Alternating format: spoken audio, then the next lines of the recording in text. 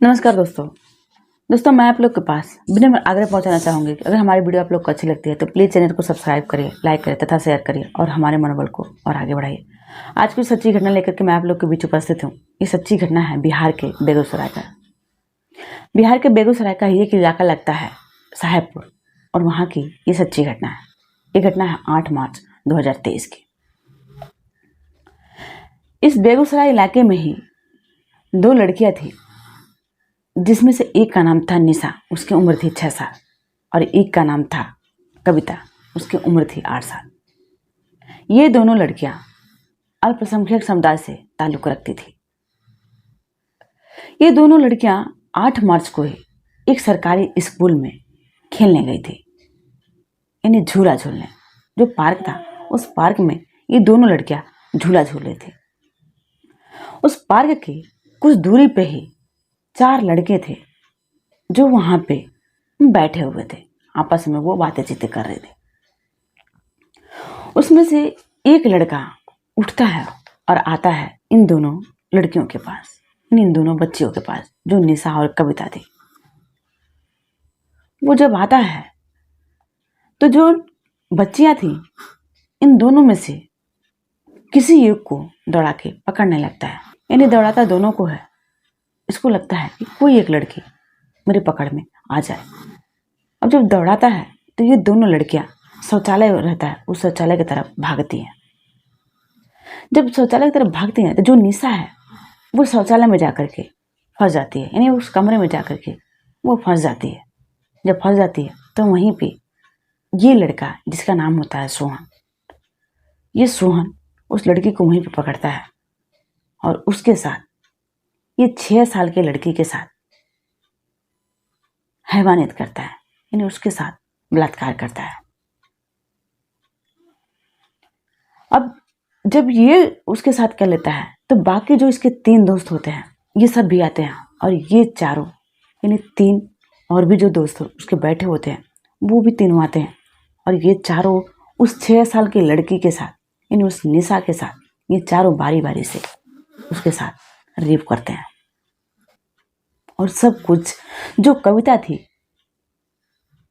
वो देखती है, दूर से ही देखती है, छुप के देखती है कि उसके साथ क्या हो रहा। जब वो देखती है फिर वो दौड़े भागे घर जाती है और घर जाकर के सब कुछ अपने घर पे बताती है।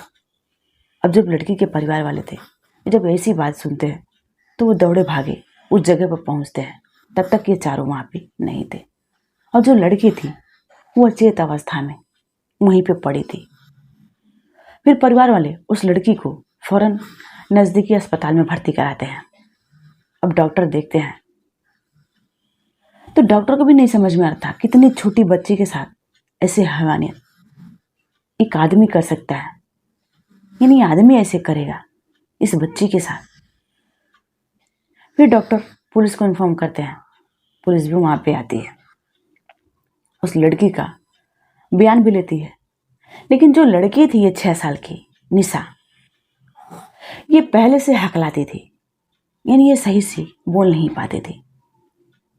लेकिन अब ये जो घटना उसके साथ हुआ है इसके बाद वो कुछ भी बोलने से इनकार कर रही है, यानी वो कुछ भी बोल ही नहीं पा रही है इतना कुछ होने के बाद। डॉक्टर का कहना है कि लड़के के शरीर से यानी उसके प्राइवेट पार्ट से लगातार ब्लीडिंग हो रहा है। उसके जो शरीर है, उसके गाल है, उसके बाकी जो अंग है, उसको हर जगह इस कदर काटा गया है कि उसको बता नहीं सकते। गाल पे इस कदर काटे हैं सब कि जो गाल पे है उसको हम लोग सील नहीं सकते, यानी उस पर टाँका नहीं लगा सकते। उसको दवा से उसको भरना पड़ेगा धीरे धीरे। ऐसे उसके गाल को ये चारों मिलकर के काटे हैं। जो कविता है जो उसके साथ में थी वो सारी जो कहानी है, जो सारा उसके साथ हुआ था उस लड़की के साथ यानी निशा के साथ, वो सब कुछ बताती है। जब सब कुछ बताती है तो पुलिस इन चारों को ढूंढने लगती है।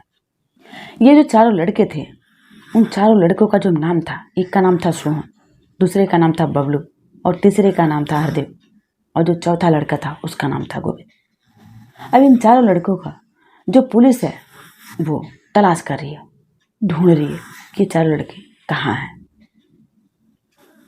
ढूंढते ढूंढते इन लड़कों को जब पुलिस पकड़ती है, जिस वक्त पुलिस पकड़ती है वो उस वक्त भी ये नशे में थे। जब वहाँ के जो अधीक्षक हैं बेगूसराय के, योगेंद्र कुमार, वो कहते हैं कि इन चारों लड़कों को जब हमने गिरफ्तार किया तो ये चारों लड़के उस वक्त भी ये नशे में थे। दरअसल ये चारों इस स्कूल के बगल में बैठ कर ही ये चारों लड़के नशीले पदार्थ की सप्लाई करते थे सब, और अक्सर ही ये नशे में थे। उस वक्त भी ये चारों नशे में ही थे सब, जब उस लड़की के साथ हैवानियत किए थे सब। जो अधीक्षक हैं योगेंद्र कुमार, वो कहते हैं इन चारों लड़कों के ऊपर गंभीर से गंभीर धारा लगा करके जेल भेजा जाएगा, जिस तरह से ये लड़की के साथ हैवानियत किया है सब। लेकिन कुछ भी हो, जो वहाँ के अभिभावक हैं वो छोटी बच्चियों को, यानी अपनी बच्चियों को, छोटी हो या बड़ी, वो घर के बाहर जाने से ही परहेज करते हैं। वहाँ के अभिभावकों का कहना है कि हम लोग अपने बच्चियों को स्कूल तक नहीं भेज रहे हैं जब तक इस स्कूल में इन बच्चियों को पुख्ता कोई व्यवस्था नहीं होगा उनकी सुरक्षा का, तब तक हम लोग अपनी बच्चियों को स्कूल नहीं भेजेंगे। वहाँ के जो शांति समिति के सदस्य हैं विनोद कुमार और सदन कुमार, इनका कहना है कि हमारी कोशिश है कि जो गांव का माहौल है वो न बिगड़ने पाए, गांव में शांति बने रहे और इन चारों लड़कों को कठोर से कठोर सजा दिया जाए। दोस्तों, इन चारों लड़कों को सजा तो हो जाएगी, लेकिन वो 6 साल की बच्ची का मानसिकता कैसा होगा, उस लड़की के ऊपर क्या गुजर रही है।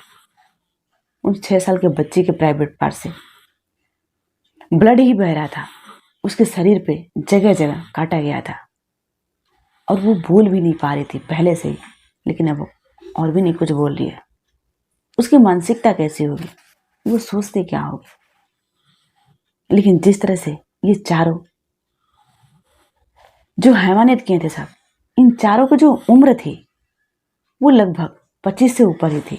ये चारों लड़के 25 से ऊपर ही रहे, लेकिन जिस तरह से 6 साल के बच्ची के साथ किया, मैं भी मांग करती हूँ कि इन चारों को फांसी की सजा हो, जिस तरह से उस बच्ची के साथ हैवानियत किया है।